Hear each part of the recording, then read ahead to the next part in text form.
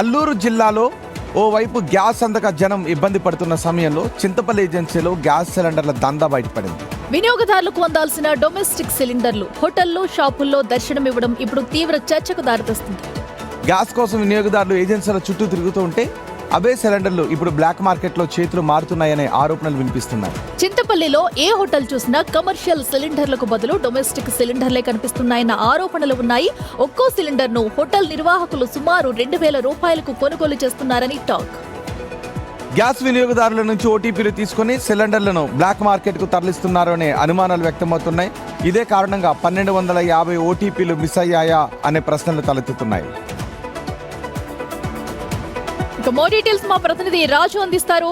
రాజు, ఏదైతే అటు ప్రజలకు అందాల్సిన డొమెస్టిక్ సిలిండర్లు అన్ని కూడా ఇప్పుడు హోటల్లో దర్శనమిస్తున్నాయి అంటే బ్లాక్ దందా ఎంత విచ్చలవిడిగా జరుగుతుంది అనేది కూడా అర్థం చేసుకోవచ్చు. సో ఇప్పుడేంటి పరిస్థితి?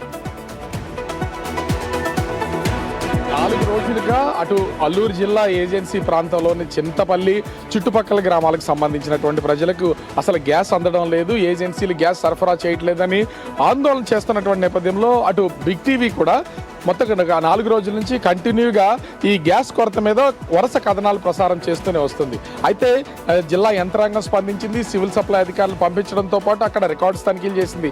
రికార్డులు తనిఖీ చేస్తే 1,250 వరకు ఓటీపీలు మిస్ అయ్యాయని అధికారుల తనిఖీల్లో బయటపడింది. అయితే తర్వాత గ్యాస్ 2 లారీల్లో గ్యాస్ సరఫరా చేయడం, మొత్తం అందరికీ ఈ ప్రాబ్లం క్లియర్ చేసే ప్రయత్నం జిల్లా జాయింట్ కలెక్టర్ తిరుమణి పూజ చేసినటువంటిది అయితే ఉంది. కానీ ఇంతలోపే మనం చూస్తే కనుక ప్రతి హోటల్లోనూ, చిన్న చిన్న షాపుల్లోనూ, రోడ్డు పక్కన ఉన్నటువంటి నిర్వహించే షాపుల్లో కూడా డొమెస్టిక్ గ్యాస్ సిలిండర్లు ప్రత్యక్షమైనటువంటిది అయితే ఉంది. మనము ప్రతిరోజు కూడా గ్యాస్ కొరత అని చెప్తున్నాం, కానీ ప్రతి హోటల్లో కూడా ఇదే విధమైనటువంటి గ్యాస్ సిలిండర్లు అటు కమర్షియల్ కి బదులు డొమెస్టిక్ ఉండడంతో ఇప్పుడు కానీ రాజు మొన్న ఓటీపీల విషయంలో ఈకేవైసీ జరగకపోవడంతో గందరగోళం అనే కవరింగ్ ఇచ్చుకునే ప్రయత్నం చేశారు అధికారులు. కానీ బిగ్ టీవీ ఇంకా లోతైన విచారణ జరిగితే ఇది పెద్ద చీటింగ్ అనే విషయం తెలిసింది. సో ఇప్పుడు ఏం చెప్తున్నారు